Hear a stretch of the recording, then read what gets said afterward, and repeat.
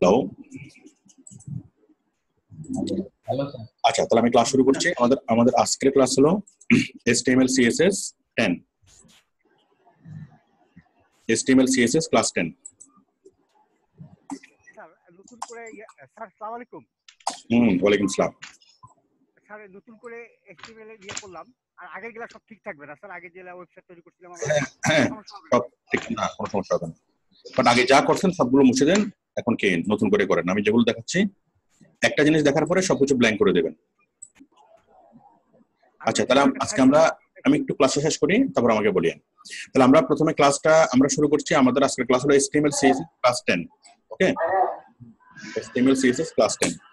তাহলে আমি প্রথম যেটা নিয়ে আলোচনা করবো সেটা হচ্ছে multi browser support. Multi browser support. আচ্ছা, এখন দেখেন, এই যে আমি যে কাজটা করলাম, আমি একটা কাজ করলাম এখানে। আমি এখানে একটা ডিপ নিলাম, ঠিক আছে? এটা ক্লাস দিলাম ম্যাঙ্গো, ঠিক আছে? ম্যাঙ্গোর আমি একটা ডিপ নিলাম এবং সেই ডিপের ক্লাসের নাম দিলাম ম্যাঙ্গো। এখন এই ডিপের ব্যাকগ্রাউন্ড আমি সবাইকে মিট করে দিই একটু। এখন এই ডিপের ব্যাকগ্রাউন্ড কালার দিলাম একটা, ঠিক আছে, হালকা ব্লু। ওকে, তারপর হোয়াইট দিলাম 200, হাইট দিলাম 200, ট্রানজিশন দিলাম 2s। ওকে, মানে 2 সেকেন্ডে সেটা কালার চেঞ্জ হবে। ওকে, তারপর আরেকটা কলাম কি হোভার। হোভারে কি দিলাম, এটা হচ্ছে নরমালি যেটা শো করবে। আমরা আগে হোভারের কাজ করছি, আমরা জানি যে একটা জিনিস নরমালি আমরা একটা ডিপ তৈরি করলাম, সেই ডিপটা নরমালি কালার হচ্ছে কি হালকা, এটা হচ্ছে হালকা আকাশি, হাইট হোয়াইট হচ্ছে এত, হাইট হচ্ছে এত, আর ট্রানজিশন হচ্ছে 2s। ট্রানজিশন হচ্ছে কি 2 সেকেন্ডে সেটা কি ট্রানজিশন হবে। আর আমি এই হোভারটাকে, এটাকে আমি হোভার করলাম। হোভারটাকে যখন মাউস পয়েন্টার নিয়ে যাব তখন কি চেঞ্জ হয়ে যাবে। কিরকম চেঞ্জ হবে, আমি আবার করলাম ডট ম্যাঙ্গো কোলন হোভার। এই যে হোভার করলে কি হবে, ব্যাকগ্রাউন্ড কালারটা ব্লু হয়ে যাবে, হোয়াইট 200, হাইট 200, ট্রান্সফর্ম স্কিউ। ওকে, এই দেখেন আমরা যে কাজটা করছি সেই কাজটা আমরা এখানে দেখতে পাচ্ছি কিনা।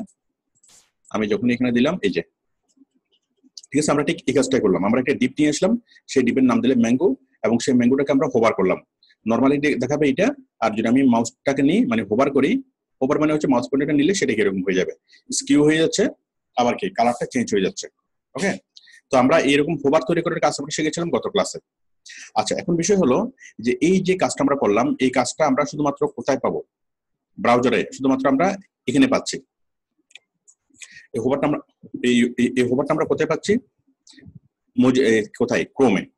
এখন ক্রোম এবং মজিলার লেটেস্ট যে ভার্সনগুলো, সেই ভার্সনগুলো এটাকে শো করবে।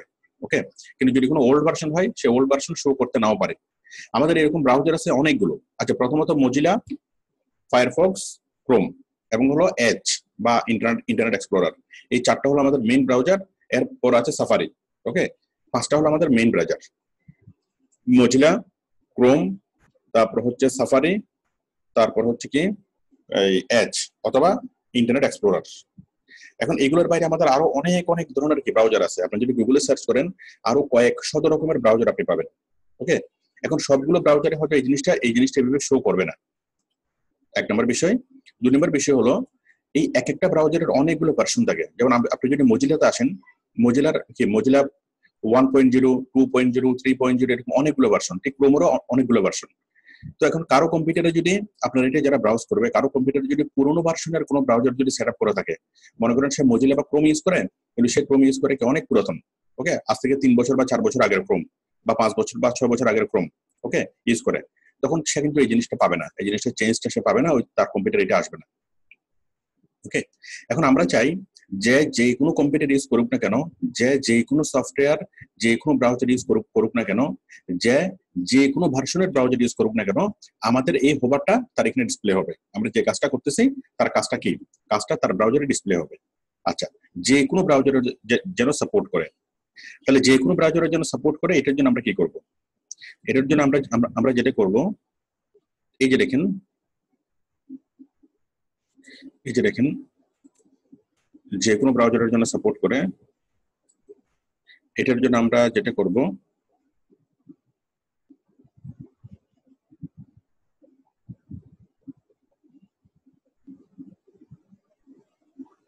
এই যে দেখেন ট্রান্সফর্ম আমাদের কি আছে এখানে, ট্রান্সফর্ম দিলাম কি স্কিউ 10 ডিগ্রি। ওকে, আচ্ছা, এখন এই যে কোনো ব্রাউজার সাপোর্ট করার জন্য আমাদের কয়েকটা কোডিং এখানে এক্সট্রা যোগ করতে হবে, কয়েকটা কোডিং এক্সট্রা যোগ করতে হবে।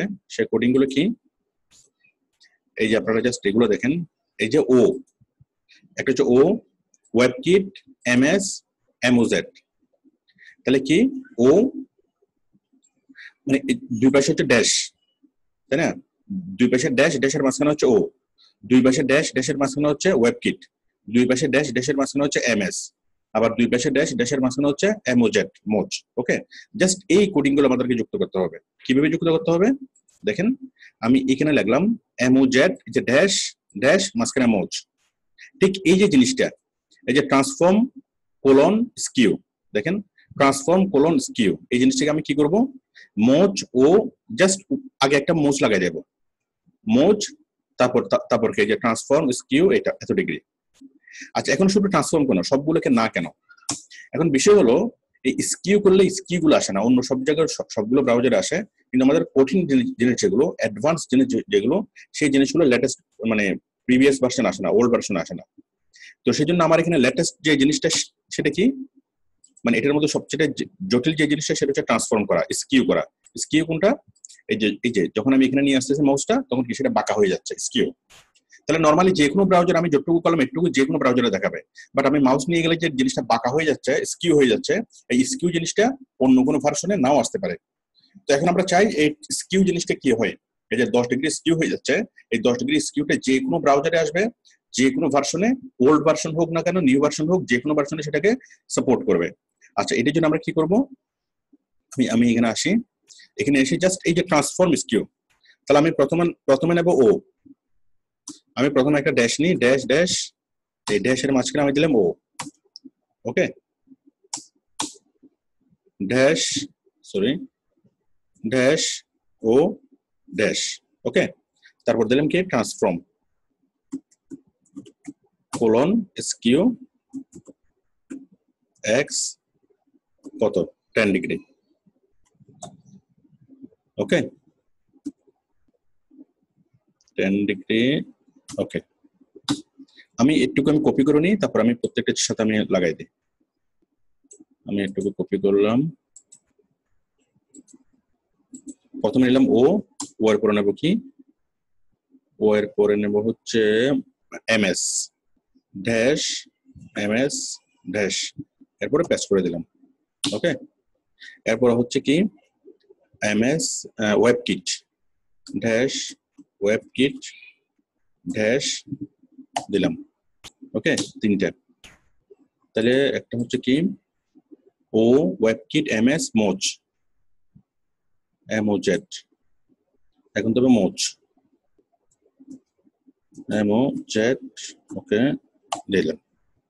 তাহলে আমি এই ট্রান্সফর্ম যে জিনিসটা আমার আসার সম্ভাবনা নাই, অথবা অন্য কোনো ব্রাউজারে আসবে না, নাও আসতে পারে, সেই জিনিসগুলোকে আমি কি করে দেবো, এই যে 4 বার আমি রাখলাম সেম জিনিসকে, এই যে ট্রান্সফর্ম স্কিউ 10 ডিগ্রি, এই একটা জিনিসকে আমি কি করলাম, একটা তো নর্মাল ব্রাউজারের জন্য, ওকে, লেটেস্ট ভার্সনের জন্য এটা আসবে, বাট আমি যদি ওল্ড ভার্সন গুলোকে এই স্কিউটা শো করতে চাই, তাহলে আমাকে 4 বার জিনিস লিখতে হবে, বাট 4 বারের আগে একবারের আগে দিতে হবে ড্যাশ ড্যাশ ও, আর আরেকবারের আগে ড্যাশ ড্যাশ এমএস।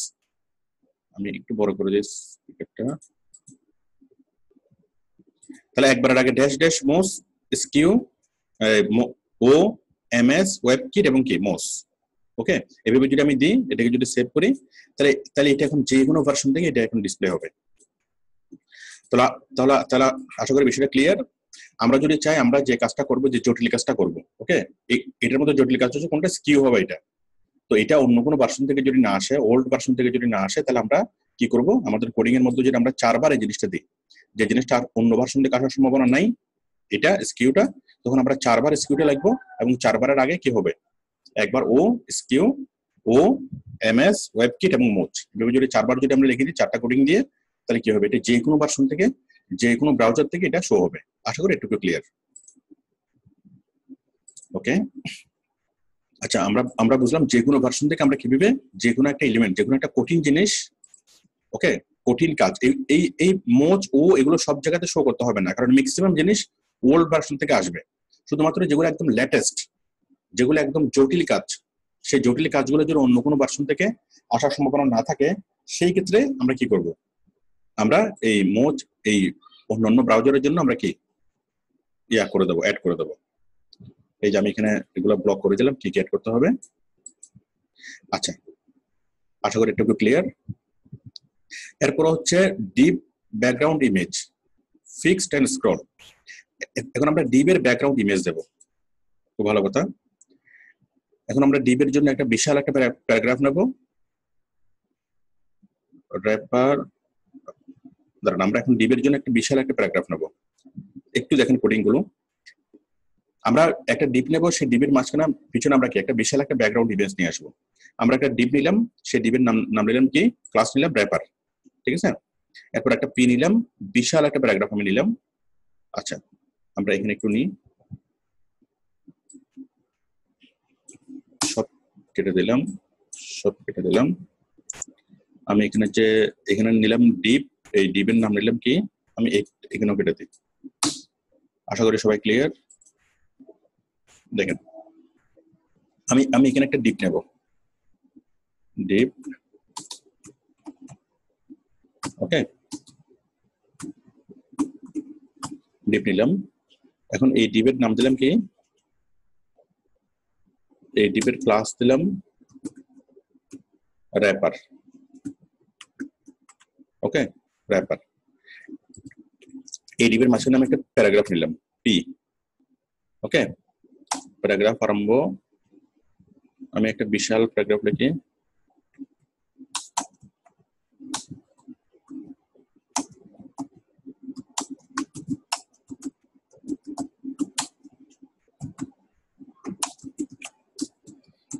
আমি নিলাম আম খুব খেতে ভালো জিনিস, আম খুব মিষ্টি, ওকে।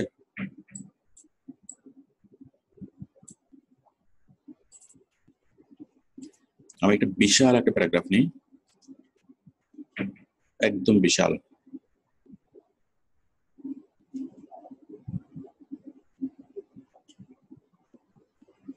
ওকে। এখানে 33 লাইন, দেখেন নিচে লাইন আসছে 33 লাইন, 33 লাইনের আমি একটা বিশাল প্যারাগ্রাফ নিলাম, ওকে, পি। আশা করি একটু ক্লিয়ার। তাহলে আমি একটা ডিপ নিলাম এবং সেই ডিপের নাম দিলাম কি, ক্লাসের নাম দিলাম র্যাপার, র্যাপার, এবং সেই ডিপটা 33 লাইনের আমি একটা কি নিলাম, একটা প্যারাগ্রাফ নিলাম, খুব ভালো কথা। এখন আমি ক্লাস, আচ্ছা একটু ক্লিয়ার, আমি সেভ করি। এখন আমি সিএসএস এ আসবো, সিএসএস এসে আমি র্যাপারটা সিলেক্ট করব, সিলেক্ট করে ব্যাকগ্রাউন্ড ইমেজ দেব, একটা ব্যাকগ্রাউন্ড ইমেজ, ওকে, ব্যাকগ্রাউন্ড ইমেজ ইউআরএল এত, ব্যাকগ্রাউন্ড অ্যাটাচমেন্ট, ব্যাকগ্রাউন্ড ইমেজ এবং ব্যাকগ্রাউন্ড অ্যাটাচমেন্ট।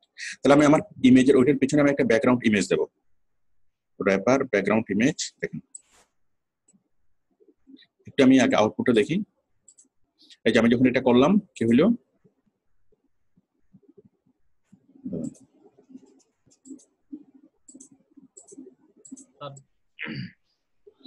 হ্যাঁ।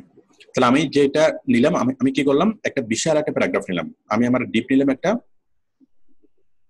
একটু দাঁড়ান সবাইকে, আমি আগে দেখানো শেষ করি। তাহলে আমি একটা ওয়েবসাইট নিলাম, ওয়েবসাইটের মধ্যে একটা ডিপ নিলাম, ডিপের মধ্যে বিশাল একটা কি আমি প্যারাগ্রাফ নিলাম, ওকে, বিশাল একটা প্যারাগ্রাফ। আচ্ছা, এই প্যারাগ্রাফের মধ্যে জাস্ট একটা ডিপ, একটা ডিপের মধ্যে একটা বিশাল প্যারাগ্রাফ, আমি প্রায় 33 লাইনের একটা ডিপ নিলাম। আপনি আরো বেশি লাইনের কি ডিপ নিতে পারেন, প্যারাগ্রাফ নিতে পারেন। প্যারাগ্রাফ নেওয়ার পর এখন আমি কি করব, এই প্যারাগ্রাফের পিছনে আমি একটা ব্যাকগ্রাউন্ড ইমেজ দেবো, এই প্যারাগ্রাফের পিছনে একটা ব্যাকগ্রাউন্ড ইমেজ দেবো। আচ্ছা, আমি দেখাচ্ছি। তাহলে প্যারাগ্রাফের এই পিছনে যদি আমি ব্যাকগ্রাউন্ড ইমেজ দিতে চাই, আমি কি করবো, এখানে ডট ক্লাসের নাম লিখবো wrapper, okay, equal to, sorry, dot wrapper, curly braces আরম্ভ, কার্লি ব্রেসেস শেষ, ওকে, দিলাম। এখন আমি এখানে কি লিখবো, background image, background image, okay. আমি একটা ব্যাকগ্রাউন্ড ইমেজ আমি এখানে দিচ্ছি। ব্যাকগ্রাউন্ড ইমেজ দেওয়ার কোডিংটা কি, ব্যাকগ্রাউন্ড ইমেজ ইউআরএল, ইউআরএল এর পরে ফার্স্ট ব্র্যাকেট, এরপর প্রথম বন্ধনীর মধ্যে এটা। দেখেন আমি যে ব্যাকগ্রাউন্ড ইমেজ ইউআরএল, ওকে। তাহলে আমি যে এটা দিচ্ছি, আমি যে ইমেজটা দেবো, সেই ইমেজটা প্রথমে আমাদের সোর্স ফাইলে থাকতে হবে। এই যে আমার HTML ফাইলের মধ্যে আমি একটা ইমেজ নিয়ে আসছি, নাম হচ্ছে apple, okay, apple dot JPG, apple dot JPG, এই ইমেজটা আমি এখানে দেবো, ব্যাকগ্রাউন্ডে দেবো। তাহলে হবে কি, দেখেন আমি এখানে যাচ্ছি,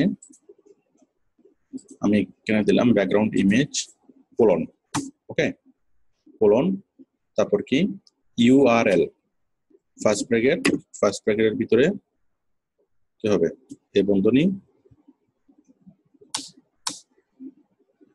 ফার্স্ট বন্ধনী, ফার্স্ট ব্র্যাকেট, তারপর বন্ধনী শেষ। ওকে, আমি এটা দিলাম।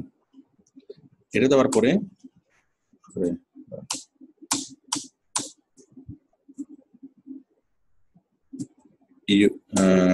অ্যাপল ডট জেপিজি, ওকে, তারপর সেমিকোলন শেষ, তারপর ফার্স্ট ব্র্যাকেট শেষ।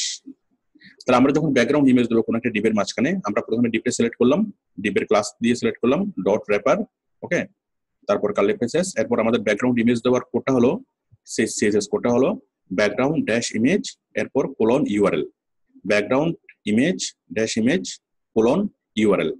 ইউআরএল এর মাঝখানে আমি কি দেবো, ইউআরএল এর মাঝখানে সেমিকোলনের মধ্যে অ্যাপল ডট জেপিজি, আমি যে ফাইলটা নিলাম সেই ফাইলটা আমি এখানে দিলাম, সেভ করলাম। এখন দেখেন আসে কিনা, হ্যাঁ চলে আসছে, আমার ব্যাকগ্রাউন্ড ইমেজটা চলে আসছে। তাহলে আশা করি আপনারা সবাই ব্যাকগ্রাউন্ড ইমেজটা নিয়ে আসতে পারবেন। আপনারা যে কোনো একটা ছবি, যে ব্যাকগ্রাউন্ড ইমেজটা নিয়ে আসবেন, সেই ছবিটা প্রথমে কপি করে কোথায় নিয়ে আসবেন, আপনার HTML ফাইলের মধ্যে প্রথমে নিয়ে আসবেন। ওকে, এই যে ফাইলটা আছে সেই নামটাকে এখানে সিলেক্ট করে দেবেন। তাহলে আমাদের সিএসএস এর কোডটা কি, আমরা প্রথমে বিশাল একটা প্যারাগ্রাফ নেব, তারপর আমরা সেই প্যারাগ্রাফের ক্লাসটা সিলেক্ট করে এখানে র্যাপার ডট কালেক্ট প্রেসেস নিয়ে আসবো, আর কোড হচ্ছে কি background dash image, background image colon URL.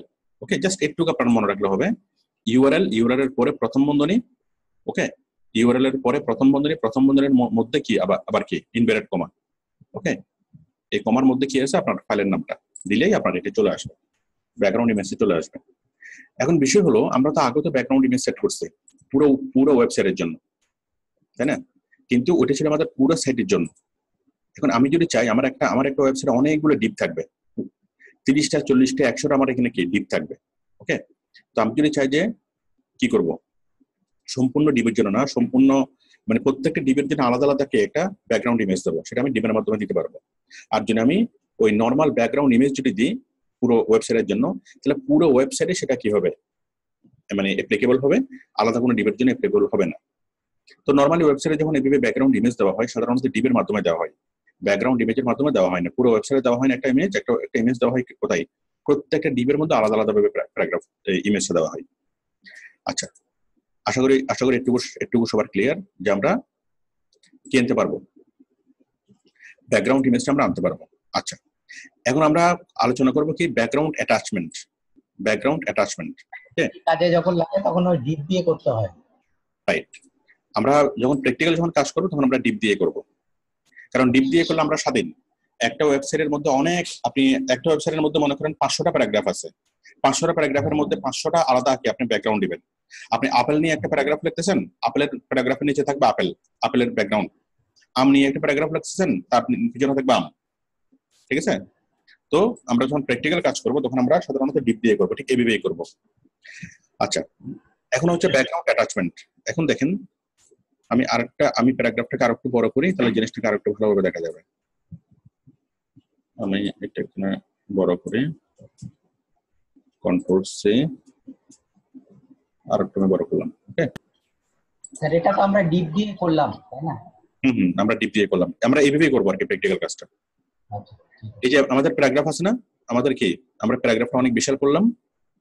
এখন দেখেন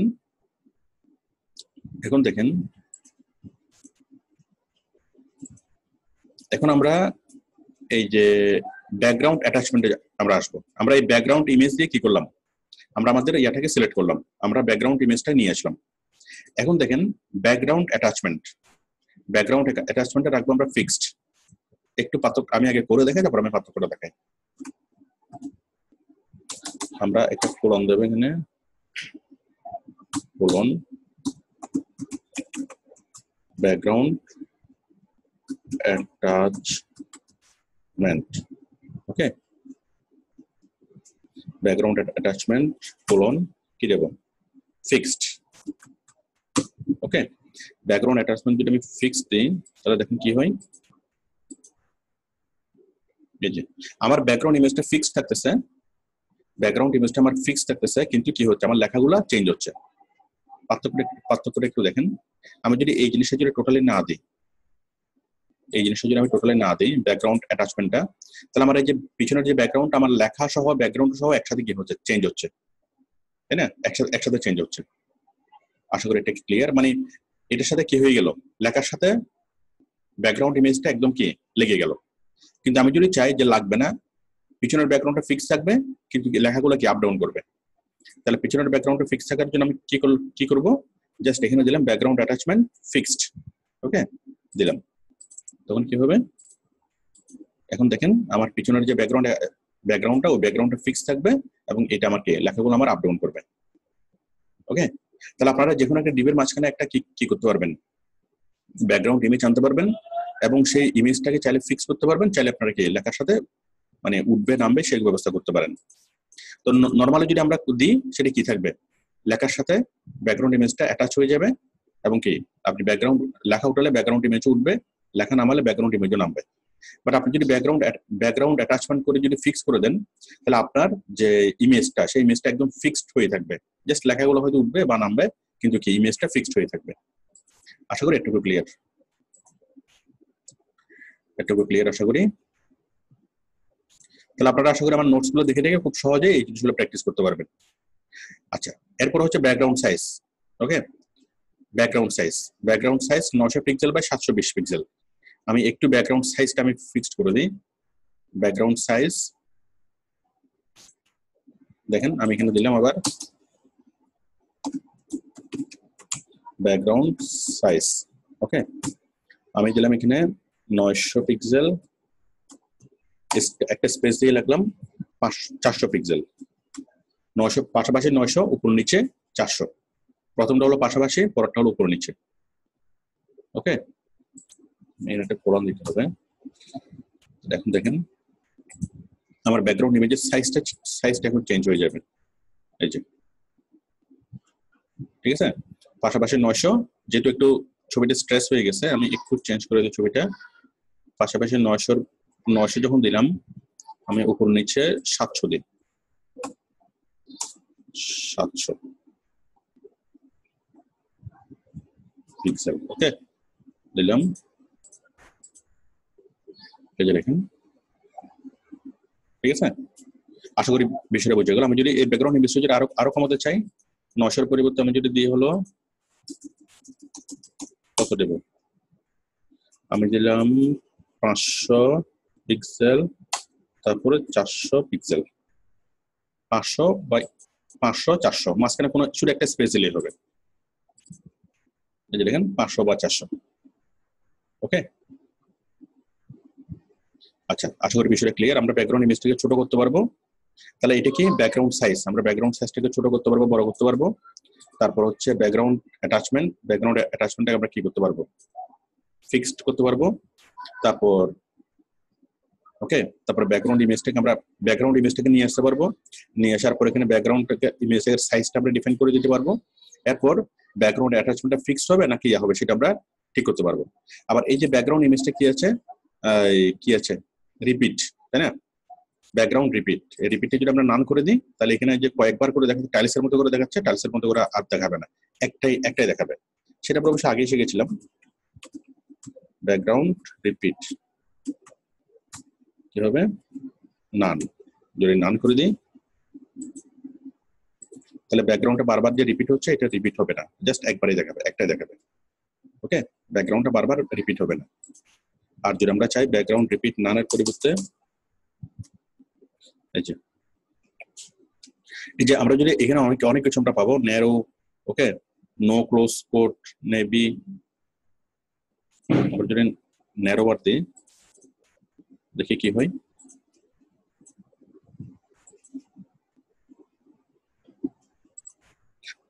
যাই হোক আমরা আপাতত নাম দিয়ে রাখি,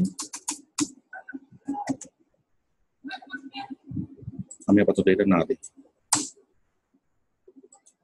তাহলে আমরা ইচ্ছে করলে কি করতে পারবো, একটা রাখতে পারবো, অথবা ইচ্ছে করলে টাইলসের মতো করে অনেকগুলো রাখতে পারবো। ইচ্ছে হলে আমরা ব্যাকগ্রাউন্ডটাকে ফিক্স করে রাখতে পারবো, ইচ্ছে হলে সেই ব্যাকগ্রাউন্ডটাকে আমরা লেখার সাথে স্ক্রলিং করতে পারবো। আবার আমরা ব্যাকগ্রাউন্ডের সাইজটাকে আমরা ডিফাইন করে দিতে পারবো। আশা করি বিষয়টুকু ক্লিয়ার। তাহলে আপনারা একটু প্র্যাকটিস করবেন। আমি সবগুলো কোডিং এখানে লিখে দিয়েছি। ব্যাকগ্রাউন্ড ইমেজটা নিয়ে আসা, ব্যাকগ্রাউন্ড অ্যাটাচমেন্ট ফিক্স করা এবং ব্যাকগ্রাউন্ড সাইজটা ডিফাইন করা। আপনারা বিভিন্ন সাইজের ব্যাকগ্রাউন্ড নিয়ে দেখবেন। এই যে ব্যাকগ্রাউন্ড ইমেজটা নিয়ে আসা, ওকে, তারপর ব্যাকগ্রাউন্ড অ্যাটাচমেন্ট কি করা, ফিক্সড করা অথবা স্ক্রল করা। দেখেন এখানে একবার ফিক্সড, আরেকবার স্ক্রল দিয়ে দেখেন কি হয়। ব্যাকগ্রাউন্ড অ্যাটাচমেন্ট ফিক্সড একবার করলাম, ঠিক আছে, আবার স্ক্রল করলে কি হবে, ওই যে লেখার সাথে উঠানামা করবে। আমরা পুরো জিনিসটা কেটে দিলেও হবে অথবা স্ক্রল করলে হবে। এই যে স্ক্রল করলে কি হবে, ঠিক আছে, লেখাটা কি হলো, লেখার সাথে উঠতেছে নামতেছে। আর যদি আমরা যদি ফিক্স করে দিই,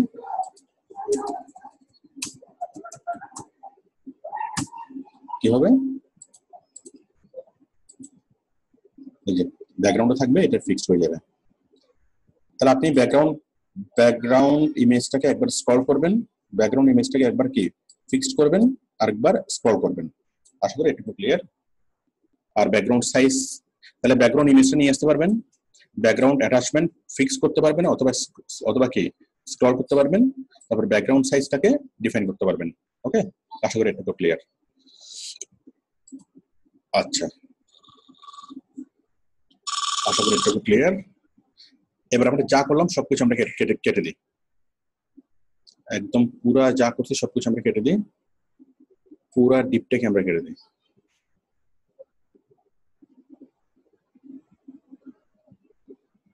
বিশাল একটা প্যারাগ্রাফ নিলাম, টোটাল ডিপটাকে আমি কেটে দিলাম। এখানে যতগুলো সিএসএস আছে সবগুলোকে কেটে দিলাম, শেষ। কেটে দিয়ে আমি এটাকে একদম ব্ল্যাঙ্ক করে ফেলি। আশা করি ক্লিয়ার। এখন আমরা নতুন একটা জিনিস আমরা প্র্যাকটিস করব, সেটা হলো আনঅর্ডারড লিস্ট, অর্ডারড লিস্ট। ওকে, আনঅর্ডারড লিস্ট, অর্ডার লিস্ট জিনিসগুলো কি, আনঅর্ডারড লিস্ট, অর্ডারড লিস্ট এবং লিস্ট আইটেম জিনিসগুলো কি, বুলেট। আমরা যে বুলেট এবং নাম্বারিং করি, ওকে, সে বুলেট এবং নাম্বারিং গুলো আমরা কিভাবে এসটিএমএল দিয়ে করব। ওকে, নাম্বারিং মানে কি, আপনি লিস্ট করছেন 1 2 3 4 5 6 অটোমেটিক্যালি চলে আসবে বাম পাশে। এমএস ওয়ার্ড দিয়ে আমরা যেটা করতে পারি নাম্বারিং। ওকে, এবার বুলেট কিভাবে করতে পারি, হয়তো হাতের মধ্যে থাকবে, না হয় গোল বিন্দু থাকবে, প্রত্যেকটা ওয়ার্ডের প্রথমে একটা করে বুলেট থাকবে। তো বুলেট এবং নাম্বারিং গুলো আমরা কিভাবে কি করতে পারি, এসটিএমএল দিয়ে করতে পারি। তাহলে বুলেটের যে সংকেত, বুলেটকে এসটিএমএল ভাষায় কি বলে, আনঅর্ডারড লিস্ট, আর নাম্বারিং কে কি বলে, অর্ডারড লিস্ট। ওকে, আর লিস্ট আইটেম হলো আমরা প্রত্যেকটা যে আইটেম লিখবো, প্রত্যেকটা যে ফিল্ড লাইন লিখবো, প্রত্যেকটা লাইনকে বা শব্দকে বলা হয় কি, লিস্ট আইটেম। আচ্ছা ঠিক আছে, প্রথমে ইউএল সিএসএস ছাড়া দেখাবো, তারপর ইউএল আর সিএসএস দিয়ে দেখবো। আচ্ছা দেখেন, আমরা প্রথমে একটা কি করি, আমরা শুধুমাত্র এইচটিএমএল আমরা টাইপ করি। প্রথমে ইউএল মানে আনটাইটেলড, ইউএল মানে হলো আনঅর্ডারড লিস্ট। দেখেন আনঅর্ডারড লিস্ট, আনঅর্ডারড লিস্ট। ওকে, তারপরে হচ্ছে অর্ডারড লিস্ট। তাহলে আমরা 5টা আনঅর্ডারড লিস্ট নিই, 5টা অর্ডারড লিস্ট নিই। পার্থক্যটা তাহলে বুঝতে পারবেন। আমি দিলাম আনঅর্ডারড লিস্ট, ইউএল। তাহলে আমরা যখন কোনো কিছু লিখবো, জাস্ট এটা পুরোপুরি লেখার পর ক্লিয়ার হবে, আপনারা আপাতত জাস্ট দেখেন। আমি দিলাম আনঅর্ডারড লিস্ট, ইউএল আরম্ভ, ইউএল শেষ। আশা করি একটু ক্লিয়ার। আনঅর্ডারড লিস্ট আরম্ভ, আনঅর্ডারড লিস্ট শেষ। এখন এই আনঅর্ডারড লিস্টের মাঝখানে আমি কি করব, আমি মনে করেন 5 জনের নাম লিখলাম। ওকে, 5 জনের নাম লিখলাম, এটা হবে লিস্ট আইটেম, লিস্ট আইটেম আরম্ভ। তারপর কি, তারপর হচ্ছে আমি লিখলাম করিমের লিস্ট আইটেম শেষ, লিস্ট আইটেম। একটু আমি লিখে ফেলার পর জিনিসটা একদম ক্লিয়ার হবে। লিস্ট আইটেম আরম্ভ, রহিম লিস্ট আইটেম শেষ, লিস্ট আইটেম আরম্ভ, যদু লিস্ট আইটেম। এটার কোনো ক্লোজিং ট্যাগ নেই না স্যার? হ্যাঁ, ক্লোজিং আমি ভুল বলছি এটা।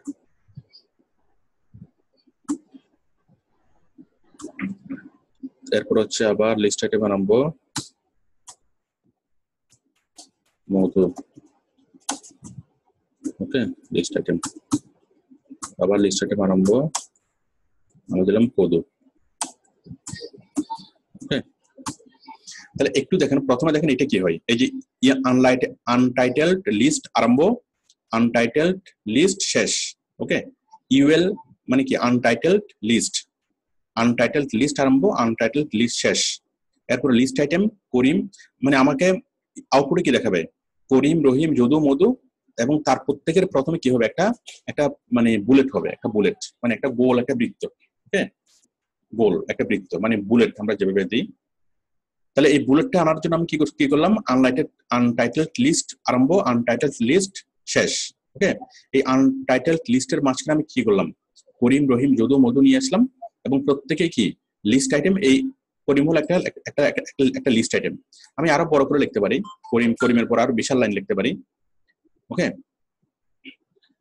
আমি যদি লিখি Karim is a good boy, Rahim is a good boy, Jodu is a good boy, okay, Madhu is a good boy, Kodu is a good boy. আশা করি একটু ক্লিয়ার। তাহলে আমি আনটাইটেল লিস্ট আরম্ভ, আনটাইটেল লিস্ট শেষ, এবং এটার মধ্যে আমি 5টা লাইন লাগলাম, লিস্ট আইটেম হলো আমার 5টা লাইন। তাহলে আমি যে আনটাইটেল লিস্ট লাগলাম, এটার ফলে কি হবে, এটা হলো আমার প্রত্যেকটা লাইনের প্রথমে একটা বুলেট আসবে, একটা বুলেট। ওকে, দেখেন এই যে দেখেন, তাহলে আমার আনটাইটেলড লিস্টের ফলাফল কি, এই যে আমি করিম ইজ এ গুড বয় লিখলাম, এটার প্রথমে একটা বুলেট নিয়ে আসলো, বুলেট চলে আসলো। রহিম ইজ এ গুড বয়, এটার প্রথমে একটা বুলেট চলে আসলো। Jadu is a good boy, সবার নামের প্রথমে একটা একটা করে বুলেট চলে আসলো। তাহলে এই বুলেট আনার জন্য একই কোডিং কি, ইউএল। ওকে, ইউএল আরম্ভ, ইউএল শেষ, এবং প্রত্যেকটা লাইনের প্রথমে কি লিস্ট আইটেম, এলআই আরম্ভ, এলআই শেষ। প্রত্যেকটা লাইনের প্রথমে লিখলাম ইউএল আরম্ভ, ইউএল শেষ, প্রত্যেকটা লাইনের প্রথমে লিখলাম লিস্ট আইটেম আরম্ভ, লিস্ট আইটেম শেষ। ওকে, আশা করি একটু ক্লিয়ার। আচ্ছা, এটা আবার গেল কি আনটাইটেলড লিস্ট। ওকে, আমি এটাকে কপি করে আমি আবার নিচে নিয়ে আসি। এখন আমি করব টাইটেলড লিস্ট, টাইটেলড অর্ডারড লিস্ট, এটা হচ্ছে আনঅর্ডারড লিস্ট। ইউএল মানে কি আনঅর্ডারড লিস্ট। ওকে, মানে অনির্দিষ্ট, সবগুলোতে বুলেট থাকবে। আর আমি যদি অর্ডার লিস্ট দিই, সেম জিনিসটাকে যদি আমি ও দিয়ে করি, ওএল, ওকে, অর্ডার লিস্ট, তাহলে দেখেন অর্ডার লিস্ট মাঝখানে কি সেম জিনিসগুলো, Karim is a good boy, Rahim is a good boy, same জিনিসগুলো আমি কি করলাম, এখন অর্ডার লিস্ট দিয়ে করবো। আগে আমরা করেছিলাম আনঅর্ডার লিস্ট, আর এখন আমরা করলাম কি দিয়ে, অর্ডার লিস্ট। পার্থক্যটা দেখেন, এই যে, তাহলে অর্ডার লিস্ট যখন আমি করলাম, অটোমেটিক্যালি 1 2 গুলো চলে আসলো। Karim is a good boy, Rahim is a good boy, 1 2 3 4 5 automatically কিন্তু এগুলো চলে আসলো। আমি কিন্তু এখানে কোনো 1 2 লিখিনি, জাস্ট আমি কি বললাম, HTML কে বললাম যে তুমি এটা অর্ডার লিস্ট অনুযায়ী সাজাও। তাহলে HTML কি করলো, এটা অর্ডার লিস্ট অনুযায়ী সাজালো। তাহলে আমরা বুঝলাম যে অর্ডার লিস্ট মানে হলো 1 2 3 4, আর আনঅর্ডার লিস্ট মানে হলো কি জাস্ট বুলেট। তাহলে আনঅর্ডার লিস্ট মানে হলো বুলেট, আর অর্ডার লিস্ট মানে কি নাম্বারিং। ওকে, আমরা MS ওয়ার্ডে যে বুলেট এবং নাম্বারিং করি, আমরা HTML এর ভাষায় বুলেটকে বলবো কি আনঅর্ডার লিস্ট, আর এই নাম্বারিং কে বলবো কি অর্ডার লিস্ট। ওকে, তাহলে আনঅর্ডার লিস্ট এবং অর্ডার লিস্ট যেটাই হোক না কেন, দুইটার মাঝখানে কি থাকবে, লিস্ট আইটেম থাকবে। লিস্ট আইটেমের সঙ্গে কি প্রত্যেকটা লাইনের প্রথম এবং শেষে একটা ট্যাগ যুক্ত হবে, লিস্ট আইটেম আরম্ভ, লিস্ট আইটেম শেষ, এলআই। ওকে, আশা করি আপনারা আনঅর্ডার লিস্ট এবং অর্ডার লিস্ট করতে পারবেন। আশা করি একটু ক্লিয়ার। আচ্ছা, এরপরে দেখেন আনঅর্ডার লিস্ট, অর্ডার লিস্ট। আচ্ছা, এরপর আমরা ইউআইসি, আমরা প্রথমে CSS ছাড়া দেখলাম, শুধুমাত্র HTML দিয়ে আমরা এতক্ষণ কাজ করছিলাম, শুধুমাত্র HTML এ। আমরা কি প্রথমে আমরা UL CSS ছাড়া দেখলাম, তারপর আমরা UI মানে আনঅর্ডার লিস্টে CSS দিয়ে দেখবো। CSS দিয়ে কি লিখবো, আমরা এখন CSS এ দিই UL এর মধ্যে লিস্ট স্টাইল টাইপ। ওকে, দেখেন আমরা এখন এই যে UL এর জন্য কি করব, আমি CSS অ্যাপ্লাই করব। তাহলে CSS অ্যাপ্লাই করার জন্য কোড হলো কি UL কি হবে, কার্লি ব্রেসেস, ওকে ওকে ইউএল দিলাম। এখন আমি ইউএল এ কি করব, ইউএল কার্লি ব্রেসেস, এখন আমি কি করব লিস্ট স্টাইল, এই যে আমি যেগুলো গোল গোল আসছে আমি চাচ্ছি সেগুলোকে কি করতে, দেখেন list dash style dash type, list style type colon কি দেব, আমি দিলাম দেখেন list style type square, list style type দিলাম square, S U U A R E square, list style type দিলাম স্কোয়ার। তো লিস্ট স্টাইল টাইপ কোনগুলো, list style type হলো এগুলো, এই যে বাম পাশে যে কি আছে বুলেট গুলো আছে এগুলো হচ্ছে লিস্ট স্টাইল, মানে বুলেটের টাইপটা কিরকম হবে, এখানে বুলেটের টাইপটা হচ্ছে গোল, বাট আমি দিলাম এখন কি দিলাম স্কোয়ার দিলাম স্কোয়ার। ওকে এই যে এখন আমাদের স্কোয়ার হয়ে গেল, দেখেন আমাদের লিস্ট স্টাইল গুলো স্কোয়ার হয়ে গেল স্কোয়ার। আচ্ছা আমি যদি স্কোয়ারের পরিবর্তে যদি আমি ডিক্স দিই, ডিক্স ডিআইএসকে ডিক্স, ডিক্স দিলে কি হয় দেখেন এগুলো আবার গোল হয়ে যাবে, গোল গোল গোল হয়ে গেছে। আমি যদি আবার যদি এগুলোকে স্কোয়ার দিই স্কোয়ার, ওকে সবগুলো আবার স্কোয়ার হয়ে গেল। আশা করি বিষয়টা ক্লিয়ার। আমরা একবার লিস্ট গোল করতে পারবো, আরেকবার আমরা স্কোয়ার করতে পারবো। আচ্ছা ঠিক আছে, দেখেন তাহলে আমরা একবার কি করলাম, প্রথমে আমরা ইউআইটা সিএসএস ছাড়া দেখবো, সিএসএস ছাড়া দেখলাম, তারপর আমরা ইউআই এর মধ্যে আনঅর্ডার লিস্টের মধ্যে আমরা সিএসএস দিয়ে দেখলাম। ওকে তারপর হচ্ছে ওয়াইটা আমরা প্রথমে এসটিএমএল দিয়ে দেখলাম, তারপর অর্ডার লিস্টে আমরা কি করব এট্রিবিউট দিয়ে এসটিএমএল এট্রিবিউট দিয়ে দেখবো। আচ্ছা এখন অর্ডার লিস্টে দেখেন, order list type equal to A, দেখেন এই যে অর্ডার লিস্ট যেটা আছে অর্ডার লিস্ট, এখন আমি চাচ্ছি 1 2 3 4 আসবে না, এই যে এখানে যেভাবে 1 2 3 4 আসছে, এই যে 1 2 3 4, এখন আমি চাচ্ছি 1 2 3 4 আসবে না, কি আসবে A B C D E F. Okay 1 2 3 4 এর পরিবর্তে তাহলে আমি জাস্ট ও আই এটার পাশে একটা স্পেস নেব, স্পেস দিয়ে লিখবো টাইপ ইকুয়াল টু কত ইনভার্টেড কমা এ, জাস্ট আমি এ দিলাম, ওয়েল ওয়াই, okay OL space type equal to A. এখন দেখেন কি হয়, এই যে 1 2 3 4 চলে আসলো, সরি এ বি সি ডি এগুলো চলে আসলো। ঠিক আছে তাহলে আমি এটার পরিবর্তে এ দিলাম, যদি আমি এটার পরিবর্তে এটা যদি মুছে দিই, যদি আমি এটা যদি মুছে দিই তাহলে কি হবে, আবার এখানে 1 2 3 4 চলে আসবে, 1 2 3 4 চলে আসলো। ওকে বাট আমি যদি এসটিএমএল কে যদি বলে দিই যেটা আমি অর্ডার লিস্ট চাই, কিন্তু সেই লিস্টটা কি আমি চাই কি টাইপ এ, এখানে এর পরিবর্তে যদি আপনি আলফাবেটে গামা দেন তাহলে আলফাবেটে গামা ওই সিরিয়ালে হবে। ঠিক আছে যেভাবে দিবেন সেই সিরিয়াল হবে। তাহলে আমি দিলাম ওয়াই টাইপ এ, ওকে তাহলে আপনি এ বি সি ডি এই সিরিজটা সে এখানে ওপেন করবে, 1 এর পরিবর্তে এ বি সি ডি চলে আসবে এখানে, A B C D F G. আশা করি একটু ক্লিয়ার। তাহলে আমরা কি করতে পারবো, আপনারা আমার নোটস গুলো দেখে প্র্যাকটিস করতে পারবেন। এই যে সিএসএস এর তাহলে প্রথমে অর্ডার লিস্ট এবং আনঅর্ডার লিস্ট, প্রথমে শুধুমাত্র এসটিএমএল দিয়ে দেখবেন, অর্ডার লিস্টটা মানে আনঅর্ডার লিস্টটা প্রথমে কি শুধুমাত্র এসটিএমএল দিয়ে দেখবেন, তারপর সিএসএস দিয়ে দেখবেন। ঠিক তেমনি অর্ডার লিস্টটা প্রথমে শুধুমাত্র এসটিএমএল দিয়ে দেখবেন, ঠিক আছে তারপরে সিএসএস দিয়ে দেখবেন। ওকে আশা করি এটুকু